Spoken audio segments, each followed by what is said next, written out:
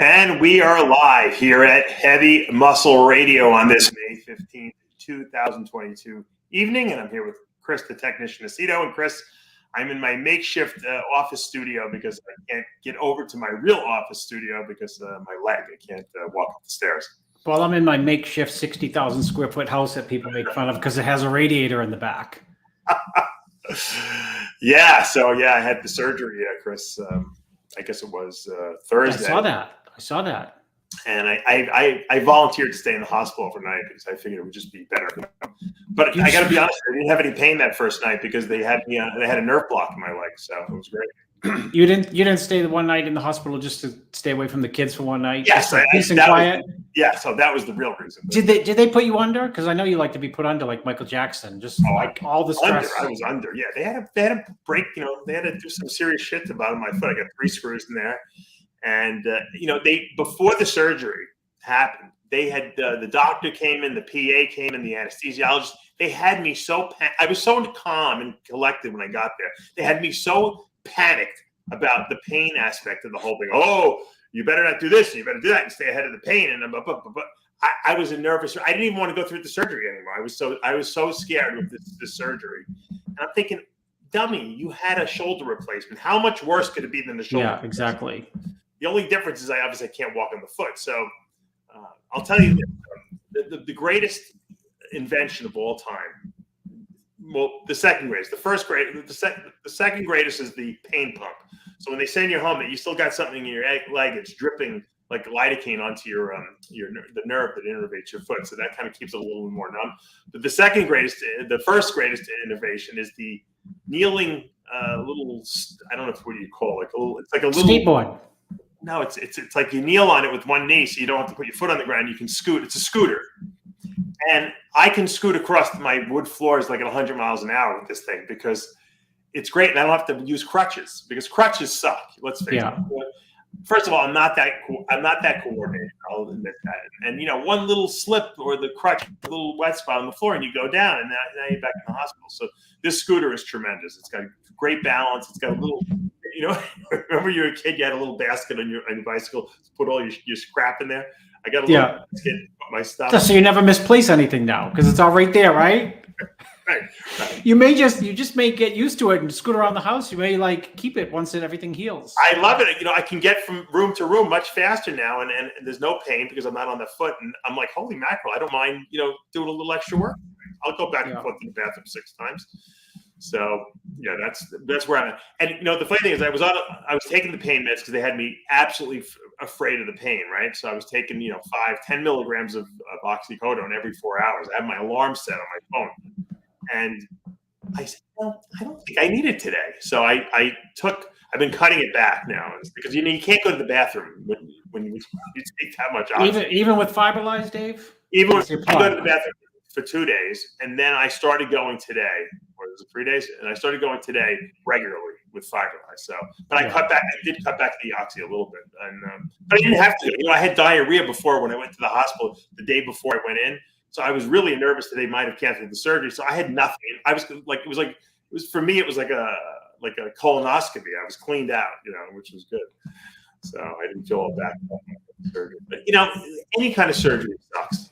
It does. Who wants to be inconvenienced? Can't drive, I got to depend on other people for stuff. But I will say that it's not as bad as I thought it was. The pain is not as bad. Knock on wood. Hopefully tomorrow I'm not going to wake up in agony. Just the little pain drip pump they had in my leg, I pulled it out. When it runs out, you have to pull it out. And I said, why don't you guys give backups? Why not give 2 of them to us so you can just reload the pump, so to speak? Well, we don't want the thing in your leg too long because it can cause an infection. I said, I understand that, but if I run the pain pump faster, it only lasts 2 days. If I run it slower, it runs 4 days. So if you give me 2 of them, I can run them higher for 2 days. They don't like logic. The logic doesn't apply to them. Well, I was happy that you weren't in. I forgot that you were going in for the foot surgery. And that makes sense because and I thought, oh my God, Dave's got cancer scare again. Because I get confused between the foot, the cancer, the shoulder, and the knee. I have surgery every year, pretty much. Is what it's come down to. Yeah, I train like for the bionic man. Yeah, I trained for the next surgery. I tell my wife that's the joke. Anyway, so I'm on less pain meds. I don't look quite as whacked out as I don't like doing it in my office here. I prefer to do it in the studio, but I really can't get up those steps. I'm too nervous to fall down. Well, your heart is good, which is a good segue into wishing like quick healing to Giles. Giles Thomas. He was emceeing the show, and he was emceeing. I didn't know he was emceeing. I'm pretty sure, yeah. And he let me pull this up. He reported on his Instagram that he had a heart attack. He was having chest pains, and thank God the guy went to the hospital, because sometimes people just don't want to go, and chest pains. We were just talking about this. Yeah. Chest pains could be anything sometimes. In terms of, we were talking about last week on the show about like indigestion, heartburn. He said, I was emceeing in Ireland, didn't go quite as planned. The show started, I felt fine, finding my way with the right rhythm. Then maybe 20 minutes, I didn't feel so good. My heart started skipping beats. Then in the space of a few short minutes, I kind of remember making my way outside. That's when the chest pain hit me like a ton of bricks. Wow. Started shaking and sweating. The pain in my chest up through my neck and back. Never, ever felt excruciating pain like that. Ambulance came, heart arrhythmia, going crazy. It was terrifying. Doctor at the A&E confirmed I had a heart attack. Cardiac enzymes are elevated. Troponin levels should be 16. Mine were 216. Yeah, that's definitely a heart attack. Going for chest x-ray in a bit. Flying home tomorrow is out. I'm here for a few days at least. That was honestly one of the scariest moments of my life and the most painful. Ugh. Giles, he's young, right? Giles is young. Probably our age. Looks young. Yeah, I think he's around our age. Well, if he's our age, he's not young, but well, yeah, we're still kind of young for this kind of heart attack stuff. It's scary, and you know what? Thank God he didn't try to be a hero and get through the night, emceeing with the heart attack, because some people, wouldn't have done it. But I guess his pain was severe enough that he called the ambulance, and who knows what they even caused it. I wonder if he had a blockage. Once again, guys, get your cardiac CT scans. We'll have to get Giles on. Maybe we'll get Giles on the show at a future date. Get the whole story from him. But I don't want to hear anyone having anything wrong with them. So we send our wishes and all the healing energy we can muster up. Giles, feel better, please. All right. Having said that, I guess we don't. We have to talk about Flex Lewis. Yeah, well, but what did I predict? I had to show you the text messages. This is right 2 weeks in a row, dude. Right? Yeah. Well, you predicted that Ramy was going to show up in Pittsburgh, and then I predicted what? And then Flex Lewis retired. Yeah. And I you said he would never. You said he would never again. That's what you said. Well, that's what I said. And I still don't know if that's necessarily true. I had to shuffle through text messages to show to Dave who I predicted it to. But they're dated. But that's pretty darn good prediction. Well, what made you feel that? What was your? I could understand the Ramy thing. That's kind of Ramy's nature. Why did you think Flex wasn't going to? Because it's hard to jump. It's hard to go from never having lost in years to not winning, and not winning. Well, I know that's part of the problem, because you know what? I think that mountain is higher to climb than people think in terms of, and Flex is competitive. So in other words, what's hard to climb is to move from a 212 guy to like, I'm going to go to the Open Olympia and I'm going to stand next to Ramy. That's a big challenge. And, not winning to people who are winners like Flex is losing. Right. So you have to weigh that, in terms of like, okay, I have been on top, whether it's 212 or Open, I am the number one guy. I've been on top for a long time. And, what's that feel like to take a loss to Mr. Olympia? But then you start shuffling through like these other guys, am I going to be able to stand next to Hardy and Bonac? Am I going to stand next to? So I just thought like, if you didn't see him 18 months after graduating from 212, then, life can get a little bit comfortable and you're probably not going to see him at all. I think this is the reason. I think baby number 2. I have kids. You have kids. It is very hard to be selfish and direct all your energy into competing when you have young kids who want to kiss you and jump on you and play with you and go places with you. And I really believe that, you know what, he's got nothing to prove. He's got his health. I think he said to himself, you know what, I'm being selfish trying to do this. Yeah, I want to win the Olympia, but you know what does it really matter? Do I want to miss my kids, you know, growing up and all that? And I think there was a lot of, you know, it was a lot of soul searching on his part. And I think that this played a big role of it, you know, having a newborn baby, you know? Yeah, no, I agree with you that too. I mean, but I made the prediction before the baby was born, so I might have not get the prediction right. I might not got the reason behind it. It could have been everything, you know, the whole, you know, you start putting everything together. I mean, because I don't think that Flex is afraid to compete against anyone. I think he'd get up on stage against anyone. He's kind of like one of those guys that wants the best, bring on the best type of thing. But I think because he couldn't do it at 100%, because he does have a family, he does have a business, he does have other things distracting him. And then that onus of like, am I jeopardizing my health? Did I have young kids? I think everything was weighing on his mind. I think it was just too much. And I think he made the right decision. I think with 7 Olympia titles, what does he have to prove? I mean, really? Well, it's all of those things. And I didn't mean fear. I just meant him weighing, you know, logically, like all those things outside of me knowing that he's had a second child, which congratulations, by the way, Flex. Yeah. And I would have liked to have seen you retire like after 3 212s, because then Jose and Eduardo would have had a couple titles there too. Yeah, I wish he would have gone and, you know, done the Open prior to, you know, the 7 titles. I think after 3 or 4 he should have gone and tried to do the Open. Oh, we have our special guest here, Chris. I got to bring him in. He is our 2022 IFBB Indy Pro champion, the Boogeyman. What's up? How you guys doing? Congratulations on the big win. Hey, this thing was breaking my balls. I was trying to get in. I thought some sort of a new technology or some shit. I got a very smart wife. She fixed it. She figured it out. All right. Well, I'm glad we have you. You know, the difference from last year to this year, okay, in your physique was so incredible that I know when I see a change like that in a person that you must have been working your ass off from the minute that show let out last year to the minute you got on stage this year. You can see it. You can see the changes. Mm-hmm. Honestly, Dave, you know, a lot of guys don't see it. A lot of people don't see it, but I've been working my ass off since the day I discovered bodybuilding. I've never slowed down, but you know, all you guys see online is all the goofy stuff that I post. And me making my pro debut in US last year, look the way that I did. There was no way you guys will think I do take bodybuilding very serious. Yeah. I do take bodybuilding very seriously. This is my life. And I have been working so hard for, you know, this little achievement that I just achieved yesterday.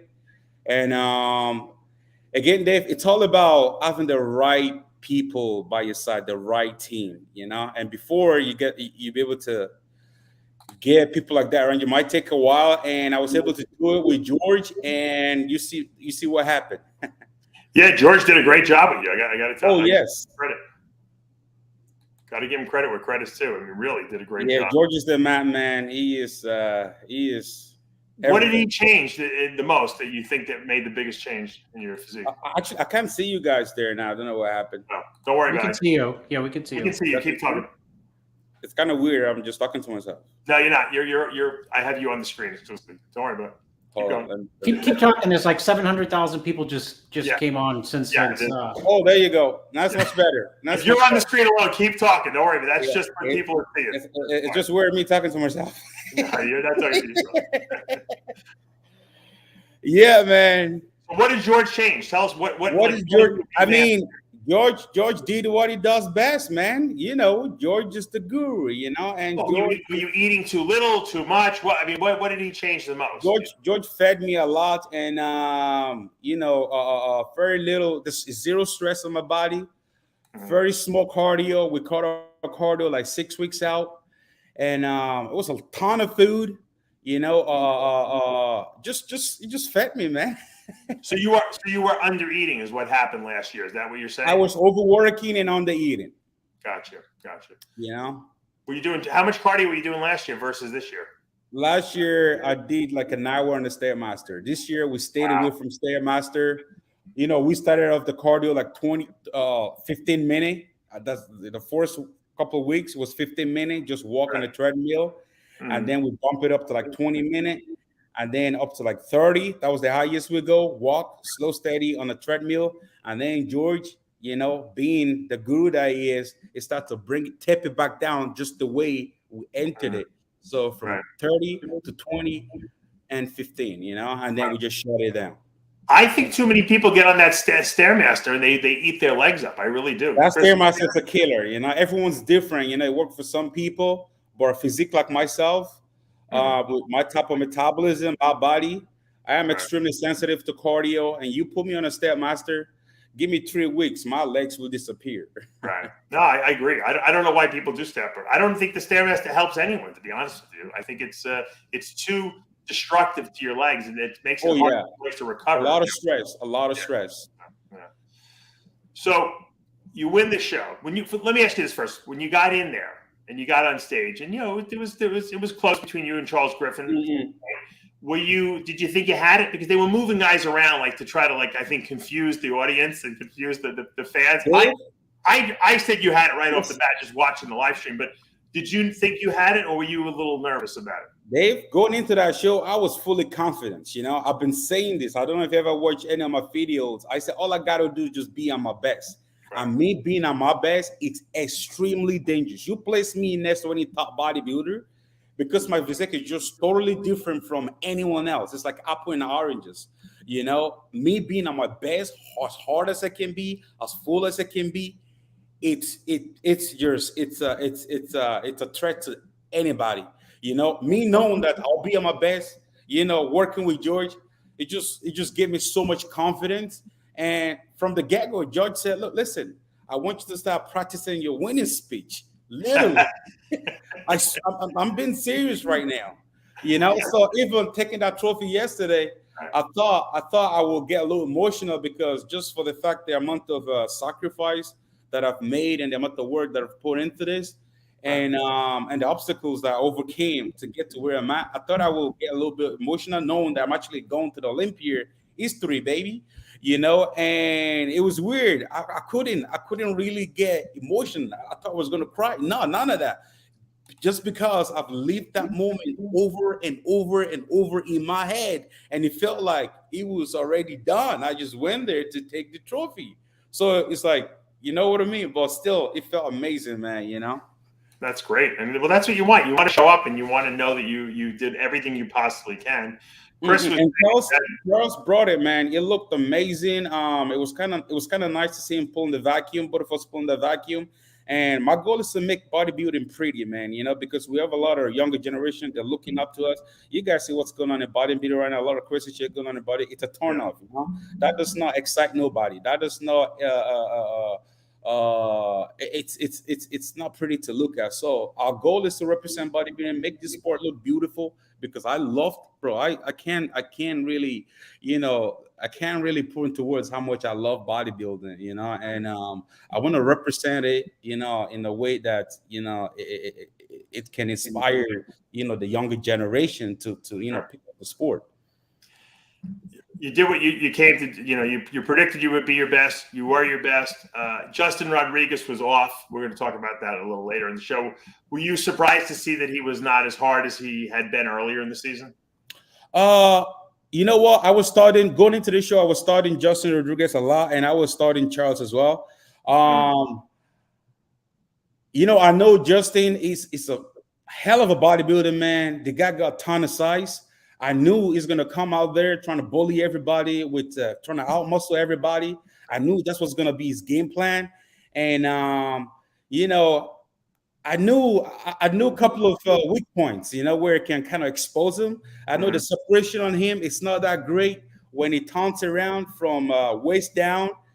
The guy's very thick, but separation, again, it's you know, it's just Justin being so big, you know. So I know a couple of ways that I can really take him out, even him being at his best. Right. And looking at Charles, you know, Charles coming out with that vacuum, you know, I can do vacuum too, you know. I know that mid-session for Charles, that's his weak point, and I'm going to expose him, and that's what I did. He pull a vacuum, I pull a vacuum. You know, when you pull a vacuum, I pull a vacuum, I still got deep cut abs in my vacuum. When he does pull a vacuum, there's no abs, you know. So that's a you know, so I study those guys and I know exactly what to do and I execute. Chris, Blessing is like Kai Green with the Cedric McMillan mouthpiece on him, right? Well, with the better V taper.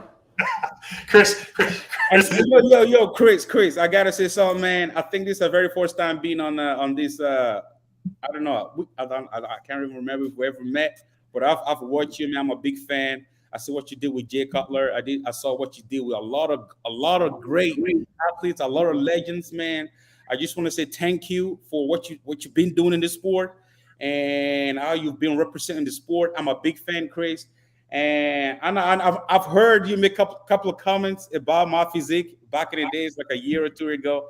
I don't know. You said a couple of positive things about me, so that made me a fan.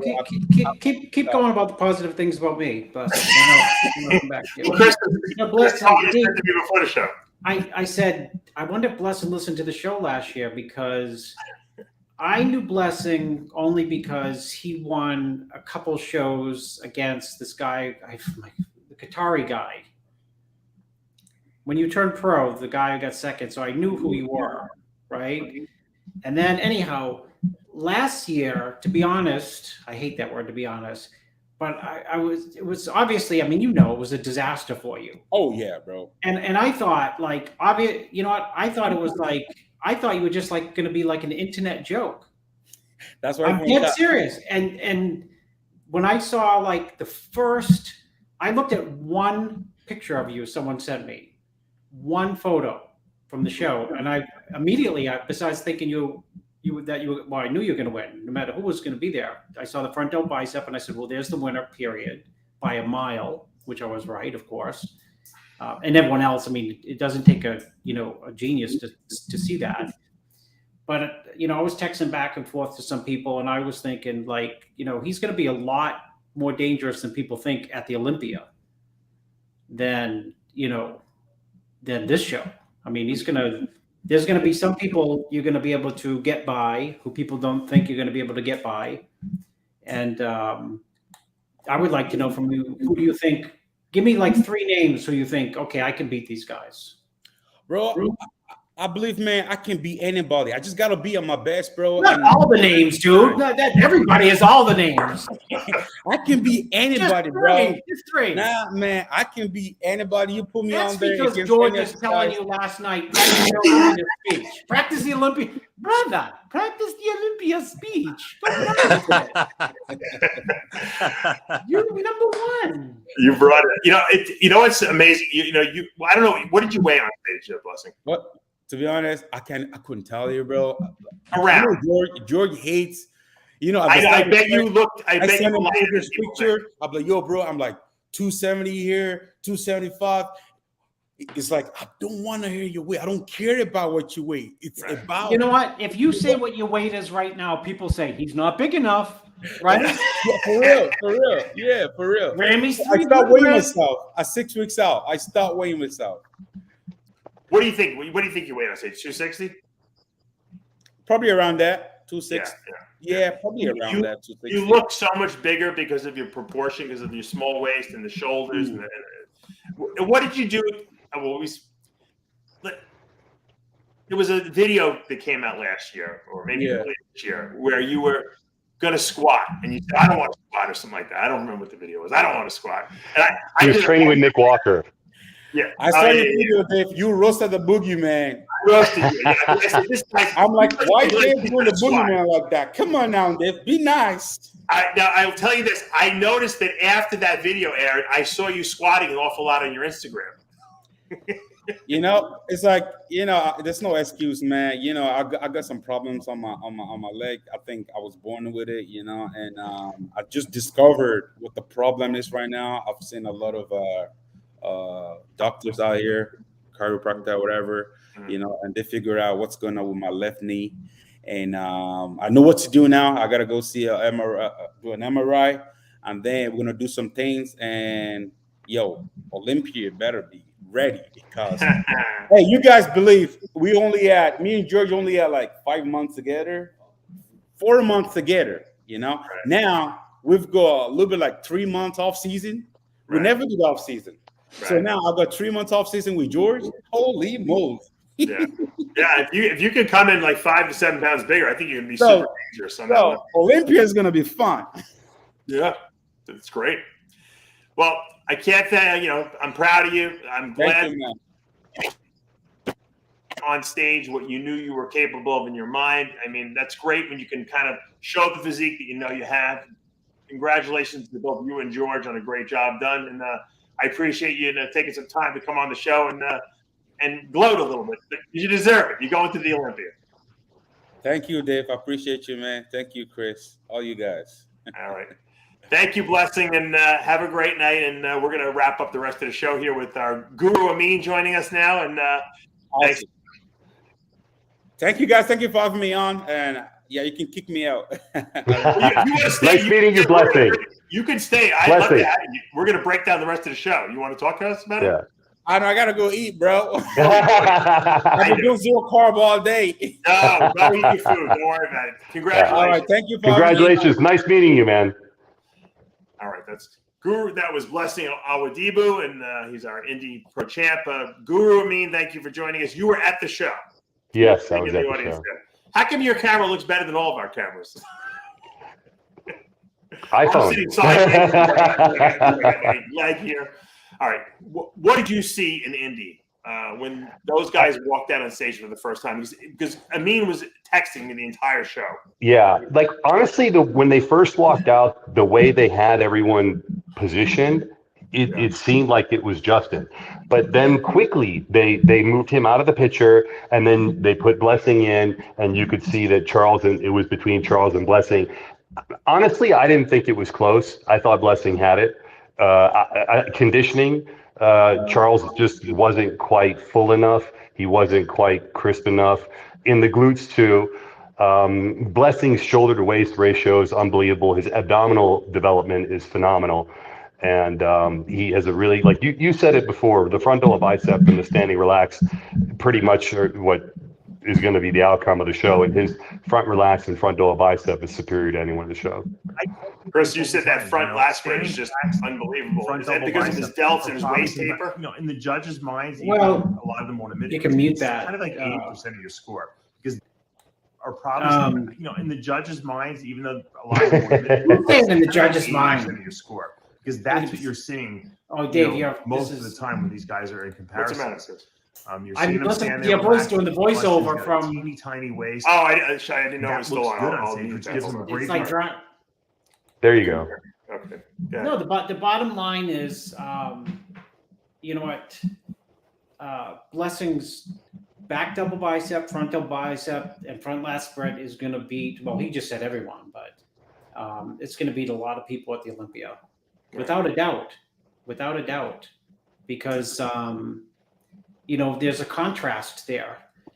That I haven't seen a front lat spread like that in a long time. I agree. And who do you compare it to? He's like a Orville Burke? Orville Burke, yeah, that's what Orville Burke, yeah, that's what I was thinking.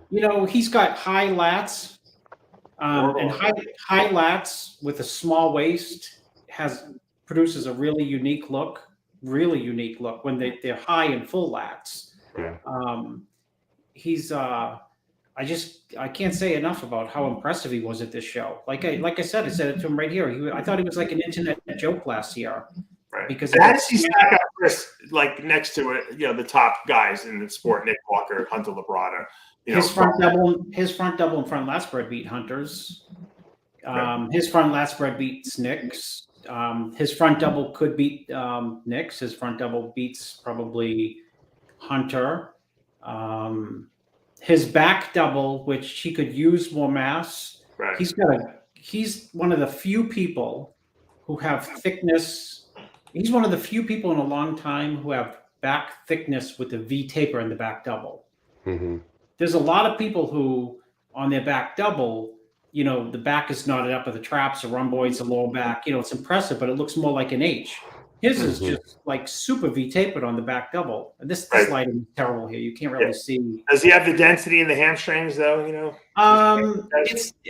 It's enough if it's tighter. You know, I mean, yeah. I mean, he does. I mean, he needs more density in certain areas. You know, you can nitpick. You know that he could use more pecs. But he's got a great side chest, and he's got great midsection abs, intercostals. A lot of people don't have intercostals. And he's got clean lines, you know what I mean? Like his legs I think his legs, quote, could be bigger, you know, by like for the Olympia, like, you know, they love mass monsters at the Olympia. Sure. But, and this is just a silly comparison, but I mean, I'm not comparing, just to illustrate the point of the way his legs look. How much leg separation does he have compared to Ramy? Yeah. I mean, it's a totally different leg, you know, but of course, Ramy's is gigantic. But in terms of leg separation, you know, you don't see a lot of leg separation and clean line separation in open bodybuilders. Right. From the front. Yeah, from the front. Yeah. Yeah, they're usually blurred. For some reason, they get to a certain size, and it seems like the three muscles in the front seem to blur out. They become one. Yeah. I mean, some people have like thin skin, but you can't see the clean lines, and you can see that with him on the front double, on the front last spread. And the other thing is that just because genetically he has very good separation? Like, you know how Ty Green has really yeah, I think so. But what you know, what's most impressive about him, I think, in most of the shots is he opens up on the front shots like crazy, like Overbrook would. And things change when he hits the poses. Right. Because when he first comes on, you might say, it's a little lanky. He might be a little thin. Is he thin enough? Is he big enough? He's lanky. But when he hits a shot, side chest, back last spread, back double, because he has cleaner lines, you know, things, quote, pop. They pop and open when he hits the shots. He's so dangerous. He's got charisma, too, on the stage. You can't discount that either. You know what I mean? He engages the audience. He engages the judges as well. Let's talk about Charles Griffin for a minute. I mean, I think this is the best Charles Griffin we've ever seen, right? Yeah. Yeah, it's improvement over last year. It's last year with the vacuum. The vacuum looks good. The waist looks smaller. I mean, his conditioning is freaky, you know, hard. Yeah, his conditioning's great. Charles thought he won. Yeah, Charles thought he won, and he made both Blessing and Charles started it right after prejudging when they were done with the two comparisons. You know, I've seen this before where guys do a fist bump. You know, they seem a little bit aggressive, but this seemed a little bit, I would say, almost unsportsmanlike a little bit. You know, screaming, "This is my show. You know, I'm the winner," or whatever. You know, this like verbal display that's just so boisterous. It just, I don't like it. I just doesn't seem sportsmanlike. I don't think a lot of people know what you're talking about. So when Blessing was awarded the winner. Well, even before that, like after prejudging, they first it started off with Charles, you know, like kind of like a mild foot stomp and, you know, like a flexing, you know, this is my show, kind of like, I don't know what you want to call it. It seemed kind of street-like to me. That's him showing confidence here. Him showing confidence. And then afterward, Blessing was like, you know, no, this is my show, you know? So I thought that was kind of cool because he didn't really scream it, but he was like, you know, this is my show, like that. And then it carried on into the evening where, you know, Charles was looking around like, you know, you got the wrong guy. Like, you know, so you're saying, are you sure? He was announced in second place. Yeah. But he didn't make a scene or anything, did he? I mean, it wasn't like Craig Titus when he threw his badge off and walked off stage. But you know, I mean, I think everybody there saw that he was disappointed and he was kind of like in shock. He thought he won. He thought it was his. And I don't know why he thought that, because I think everybody else who was there saw a clear-cut Blessing in first. You know what you know what he probably saw is the same thing I saw. Was he has more density and more true, like, you know, if you he's thicker. If you go backstage and you have a good eye and you look at those two physiques, I'd probably say immediately that Charles is going to win because you say wow, I saw Charles, he looks freaky. Yeah. But when you put them next to each other, and like we just talked about, opening up and pop and separation, and that's nothing against Charles, but just Blessing had a wackier V taper on the front lat and the front double. That puts you very far ahead. I mean, that's Brandon Curry when he's in shape, his calling cards, front double, front lat spread. So it's hard to catch up. Charles has a he's thicker and like gnarlier from behind, but sometimes the winner is who your eyes go back to. Right. And I think that's what happens here. It goes back to my idea of like, if I went backstage, I'd probably say, oh, I just saw Charles Griffin. He's going to win the show. And then you go sit in the seat and you say, yeah, Dave might say, what do you think? I said, I saw these guys backstage. Charles Griffin's denser, thicker, more gnarly muscle. And then you sit in the audience and you say, oh, I changed my mind. Right. His conditioning wasn't as good as Blessing's, though. From behind, I was going to say, it didn't look like his glutes and hamstrings were quite as hard as Blessing's. Whereas if they would have been, maybe it would have been a freakier look from behind, and maybe he would have won the show. I don't know. Here's a question I have for Chris. Chris, if you don't mind, do you think that Blessing could improve his rear lat spread the way that he does it? I don't know. Is it a curvature of his back, or is it the way that he kind of like? I don't know. He does it. He rounds it over a little bit, right? Or like he does it like remember Derek Whitsett? He does it like Derek Whitsett. Yeah, he rounds it over too far. Yeah, too much, I think. I think maybe if George could work on him with that, he would even have a more impressive rear lat spread. Sometimes I even notice when guys hit a back double bicep, they lean back too much. They would say, lean back, right? When you're going to hit that shot. But if you lean back too much, you get a wrinkle in your lower back sometimes. Same thing with if you try to open your back. Sometimes you're leaning forward so much that it doesn't look quite as impressive. I'll show you a good example from this. Guys, for the sake of argument, I think Blessing wasn't doing as much of a vacuum in the front double bicep, but he was doing somewhat of a vacuum in the front double bicep. Yeah, I think you see what you're saying here is he's leaning forward too much is what he's doing. Yeah. He's got to lean his body backwards a little bit. Yeah, I think so. Yeah, he rounds over too much. He said it like Derek Whitsett. Like Derek Whitsett. Yeah. All right, what happened to Justin Rodriguez, Chris? In your since you're such a good predictor lately. Yeah, Justin is I said that too many shows? Yeah, 100%. Justin's falling prey to the, I'm so focused, I can go where my mind, here's one of the things I hate Instagram because it has things on it like where your mind goes, your body will follow. Not really. Not really. So I think what Justin is just that, if you add up the shows that he's done since the Arnold when they had it, where he looked great at, the Arnold where they had it like in the wrong season. Remember, it was like in not March, and then he did the Arnold. Then he did the Olympia. Then he did the Arnold again, like when they had it in March, and then he did this. You can't do that many shows and hold, let alone improve. Period. Right.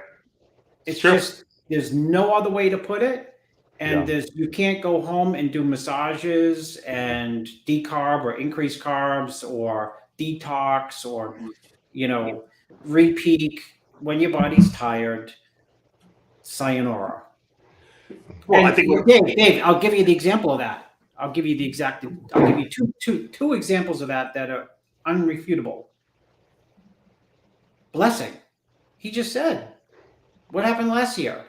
He said I was, just tired and just, run down and his body wouldn't respond. You know what I mean? And I could make the argument because, I'm not working with him, but I bet Hassan Mustafa, this year is a threat for the whole entire Olympia because, he did a gazillion shows last year, which in hindsight was a horrible idea. But when you can't go from show to show to show to show, and he was going like every 2 weeks. Right. So I just think that Justin here, he didn't have any of the bells and whistles that we've come to, like his front double didn't look like him. His most muscular didn't look like him. Yeah. His back lat spread didn't look like him. And that's not because he's not putting in the work. it's because he's putting in the work without a break. Mm-hmm. He looked like he realized he wasn't in shape, and he then tried to diuretic himself into shape, and that doesn't work out because then the muscles get flat and you're not hard. So Yeah. it just was not good. That is what he looked like actually, because his midsection was there wasn't really much separation in it. It seemed like he was flat. He looked pretty flat, and he had a film. And as a guy who just came off such a wins in Boston and all the Arnold and everything like that, it had to be disheartening for him to show up there and say, "Holy mackerel! I can't even beat these guys that shouldn't be beating me." I mean, he didn't even place 30. He wound up in fourth. But Max Charles wound up beating him. So I think Justin's got to. Would you agree? Justin has to just go back to the drawing board and basically just relax a little bit and let his body almost de-peak a little bit, and then build towards the Olympia. Yeah, I mean, you just get into you're getting into beating your body to the point of no return if you try to jump into New York like this week. No, because what do? You deplete when you don't have the fullness that you used to have just big mistake. It'll be a big mistake. It's like putting a ton of makeup on the pig. I mean, no, it's true. You know what I mean? It's like the lady who's going out the former model who's everyone knows who's now a meth head or something. They keep making her up. I mean, she's so beat up that she doesn't look like she used to look. And this is the first time I think that I've seen Justin Rodriguez where he didn't have wow factor. He usually has wow factor in front double, front double, relax, back lat spread. He usually there's shots where you oh, okay, he's beating this guy, he's beating that guy. All of the shots look like he looked like he was in guest posing shape, is what he did. Well, he looked like he didn't have the oomph to the muscle that he had at all these previous shows I just listed where he just did. He looked tired. Looked tired. I forgot to ask Blessing. Is Blessing doing New Year Pro, or is he? He said he was when I saw him at the show. No, I because asked he would have said that he had the speech all created already. So I would have imagined he's gonna. I mean, he would have said it on the show. I mean, you would think so, but I mean, literally yesterday when I saw him and I said, "What's next?" He goes, "King of New York." He goes, he said he was doing the New York. So I mean, he might as well at this point, right? Call Steve Weinberger and say can't pull out. We're gonna have to fine him if he pulls out of the show. I don't think it is a good idea, though. I mean, I think he should. Yeah. You think he should, but I mean, look, back in the day, guys, you peaked twice a year, right, Chris? Yeah. I think if he does this show and then it would take away from what he could do at the Olympia. He should just start gearing up for the Olympia right now, relax and get ready for it. One more week and be in shape, So it's 5 days. George cuts his carbs from 3,000 to 1,000. It's not like he said he's on zero carbs. I guess if he's on zero carbs, he probably is doing the New York.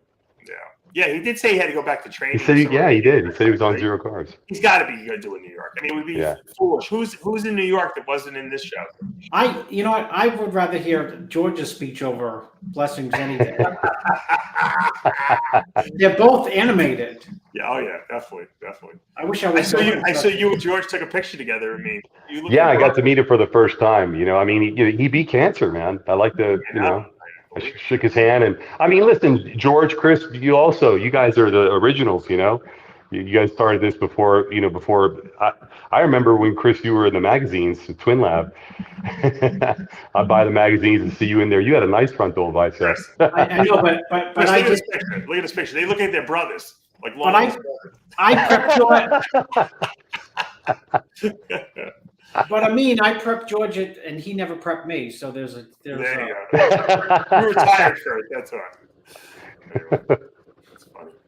So overall, I'd say that the turnout for the show wasn't as high as I would have expected it to be. Just it's because New York is next week. Everyone's going to New York. Right. Yeah.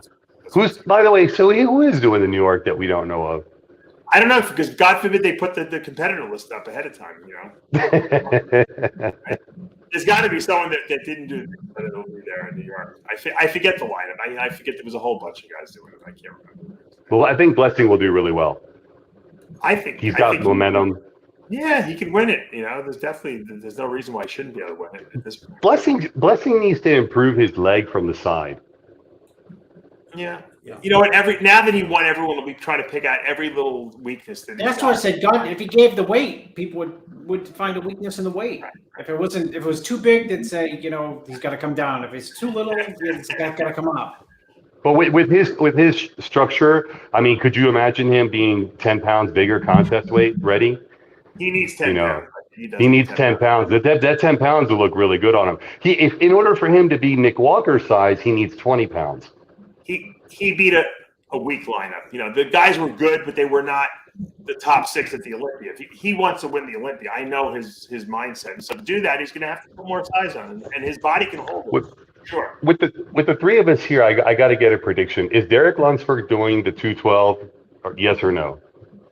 What do you think? I would say 212 if he's going to do it, but yeah, he's so big.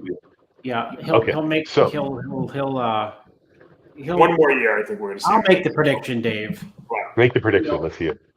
One more year, and this is how it's going to play out exactly.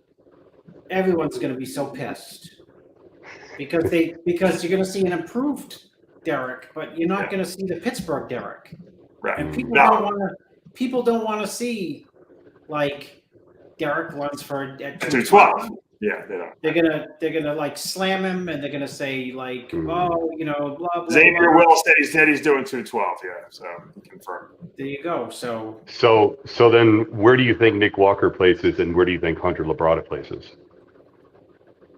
Top 4, both. Yeah. Nick beats Hunter this year.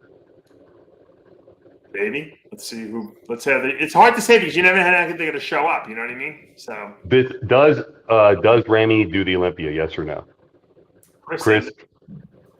Right? Chris says no. Yes, he'll do it. He will do it. Yeah. And Chris said he's going to come out with like a mega excuse for not being in Pittsburgh. We haven't heard the mega excuse yet, though, Chris. It's been almost more than a week now. Well, there's still being formulated. I think there's also more to the EA thing than what's being said. I know that they don't want to be associated with Tony's experiments and his what Tony does. Ramy's not with him anymore. No, I know, but I think that there's also more to it than what was being said. I predicted that. I mean, no, I actually was wrong. I said it would last 6 months, right, Dave? Yeah, you did say that. Yeah. Where do you think Brandon places this year? I think he's kind of burned out a little bit. What do you think? He might win.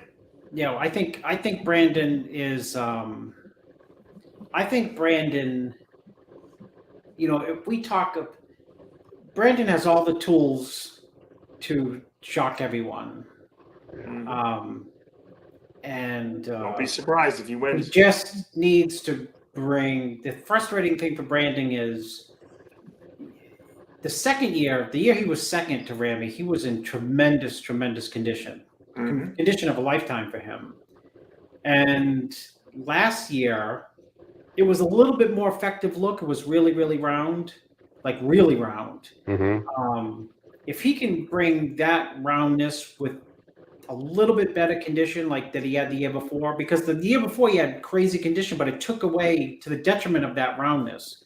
Mm-hmm. I think the judges think that the rounded way is the way to go, because the previous year we never talked anything about Brandon versus Ramy. Mm. But at the prejudge in this year, the whole scuttlebutt was, is Ramy going to hold on to the title? Right. Because Brandon was so blown out round, and he still was, in good enough shape to say he's in good shape. He just wasn't in that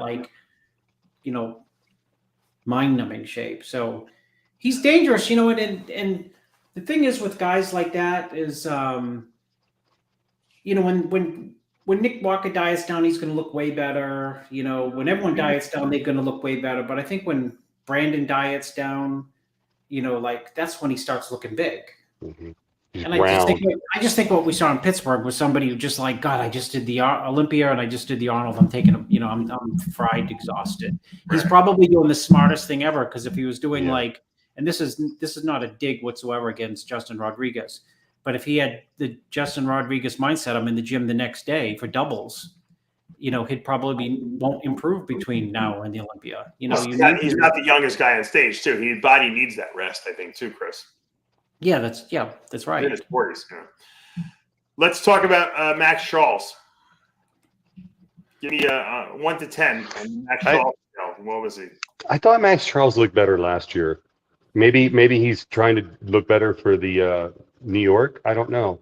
Yeah, that's his hometown. But he, like you said, there's no wow factor when you look at Max. He's pretty much balanced head to toe. He's been the same for the past several years. I think in order for him to do better, he's going to have to really show improvement on stage. He can't be consistent. He has to be better. I don't know if he can be better, Chris. What do you think? I think that his quads look really good here. They're round and separated. I think his I thought his glutes and hams looked as good as they've looked in the last 7 or 8 shows. They were a little smooth, Chris. Well, they're not. They've never been crispy. Yeah, a couple of times in his career they've been peeled. Yeah, and it's really hard to get them to that point where they're peeled. But it's I think it was an effective look based on third place. He'll probably he'll be a good contender in the top 3 for New York because he's doing it. He's not afraid to. He's not afraid to compete. Sure. You said, can he improve? Can anybody improve if they follow the right recipe? I'm just saying. He's not a young guy anymore. How much more improvement is he going to make at this point in his career? That goes for everybody. Who's over late 30s, early 40s. It's hard to improve. It's just hard to improve. Rest in peace, Sean Roden and Dexter Jackson. Those guys are like immortal. Well, there's always outliers, and exceptions to the rule, Usually when you hit 40, your legs are not getting any bigger, at that point. And I think that's where his weakness. Yes. Yeah. Is it because you don't have the will to lift heavy, or is it just because when you get older, they atrophy? I think he's had injuries. When I used to watch Max train at the gym and Bev's, I don't think I have seen anyone lift heavier than him. He lifted crazy heavy weights, but I think after a while your body doesn't respond anymore. You have injuries. I don't know what his status is. His legs have definitely improved over the years, but I don't know if they're going to be getting that much better. And I think that's. I look at someone like Max, and then I look at like someone like Nick and the improvements that Nick made, and I know this is a Nick's 26. Of course, but put that aside. Nick's on a different fuel. He's using different fuel. I don't know. I think just his youth is really where it's coming from. Max had a late start in bodybuilding, don't forget. So he wasn't, doing it in his early 20s, like Nick was. So, but I look at Max, and I don't see somebody that's taking a lot of growth. I'm just saying, his physique doesn't look like it. Maybe his gear usage is not the same as possible. Well, let's call him up and see if he. Hey, I want to just give a shout out to Brett Swanson, pro debut, 5th place. Yes, we got to give a shout out to him. That's tremendous. A great guy. He came up, introduced himself. He's by the way, he's a diabetic. For him to look like that, it's incredible. I didn't know. Yes, he has a pump. He has a pump, and shout out to Chad Nichols. Did a great job with him. Did just a fantastic job with him. He was the most conditioned guy in the entire show. And I think he did a phenomenal 5th place for his pro debut. Yeah. Actually, when he first came out, you were like, you texted me and you said, I think Brett, he's the best guy on stage. I said, yes. I'm sure he's the most conditioned. I don't know if he's going to be able to handle these guys structurally speaking. But it's nice to see. But it's nice to see a guy who's shredded out of his mind on stage, right? Yeah, and just such a good guy too. He's really a great guy. Him and his wife too, both great people. Really won the Arnold Classic in women's physique when it first kind of got started. So she's been she's a champion. He's a champion. They'd have some pretty good kids. I asked them about that. They don't want kids. They're happy with the dogs they have. So I said the same thing, Dave. I said they'd have great kids, but I guess they're not interested. Chris, did you take a look at the 212 division? Brian Balzano? What'd you think? I prepped three people on that show. What'd you think of the winner? I thought he looked great. Yeah. I thought he looked, just square, big quads, Right. Good width, super crazy glutes, a lot of back detail, good most muscular, good side chest. Yeah, really good. How tall is he? I mean, because he looks a lot bigger than 212. Maybe. I think 5'8" maybe. What do you think, Chris? I don't know. I don't know how tall he is. Okay. He has a body from the side. He reminds me of Raphael. Yeah, good side chest. He's got nice Good lines side on the chest. side chest. Hamstring hangs a little bit, goes into the glutes, and you can Yeah. see the separation where the glute and the ham go. I like that. Yeah. Outer sleeve is beefy. Looks nice. Protrudes a little bit.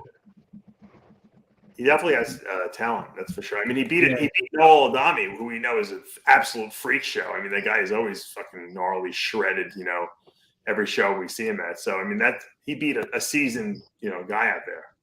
Yeah. I say he's top 5 in the Olympia 212. What do you say, Chris? Yeah, I think he places.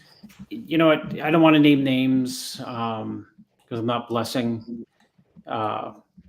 But I just think that he has enough muscle to place like on the edge of 5 to 8.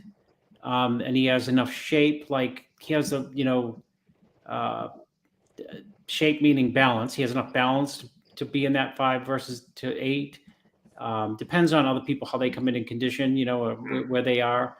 But he's definitely top 10 for sure. I think he's going to stick at that top 5. Now, since you were there, I mean, I'll let you answer this question. Noel Adami, I think the guy's now. I love the conditioning he brings to the stage. Is this the best back double in the whole show right here?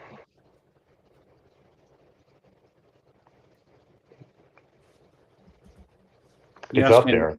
It's up there. Yeah, great guy too. Show. Who else is better than that from behind? I mean, that in that picture right there, that's a tough one to beat. That's a really good one. That's density. That's cold. Yeah, that's thickness. I mean, Justin, if he was on, he would look really good, but because he wasn't on, yeah.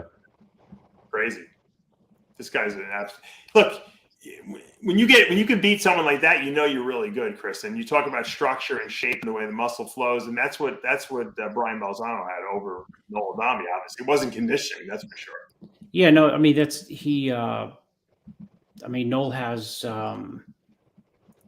For him to get by Noel here, not only is Noel conditioned, but he's got a couple poses that are, would sway some judges in terms of freak factor. Side chest is like in back double. I mean, there's a couple poses that he's super freaky in, and he's conditioned from head to toe, all angles. So, usually that's enough to bamboozle, get the win. So it points to the strength of Brian in terms of, he checks all the boxes: big enough, balanced enough, conditioned enough. When you have those attributes, you're going to win a show like this, and you're going to be compared very favorably to people at the Olympia. Yeah, I agree. And not to leave out the women, we had women's bodybuilding there with Teresa Yankic, who looked freaking amazing. I want to put her picture up there because she deserves it. She's going back to the Olympia, and look at that shot, Chris. Right? Yeah, that's women's bodybuilding right there, if you ask me. Wow, balanced, very balanced. Pretty, nice muscle, fresh. Just that's the look of women's bodybuilding, I think. Yeah, she looks very good. Big delts, good leg separation. Yeah. You see, by the way, notice how she's keeping her heels together like we used to back in the day. And now the bodybuilders' stances, they're keeping their feet further apart. What do you think about that, Chris? Wide apart. I don't like it. I like this better. The way she's doing it, I like the guys do it like that too. I think it matters really on the person. Derek Whitsey used to stand with, you spoke about Derek Whitsey earlier. He used to stand with his feet right next together too, right? If you remember correctly. Yeah, I mean, he did. I think people try to, in the front double front lats where they try to create shape by where shape is not there. by putting a leg out, you know. They open the legs completely, very wide, and stand with that like wide. Yeah. To me, that looks a little, Throws the symmetry off because it's wider than the clavicles. It doesn't look right. Yes. Exactly. It's like an upside down hourglass. You got to do what works for your physique. I think that's really where it amounts to. Well, let's send some well wishes out there to Giles Thomas, who had that heart attack in Ireland. Hopefully, he's recovering well. We don't want to see anything bad happen to our brothers in iron. And congratulations to Blessing Awodibu with the big win out there with George Farah in the Indy Pro. And I guess we'll see him again next week in New York. And it's going to be another exciting week, and we'll be wrapping that up as well. So, as we say every week here, guys, with Heavy Muscle Radio, the truth hurts. Sure does. Thanks for joining us, Ameen Alai.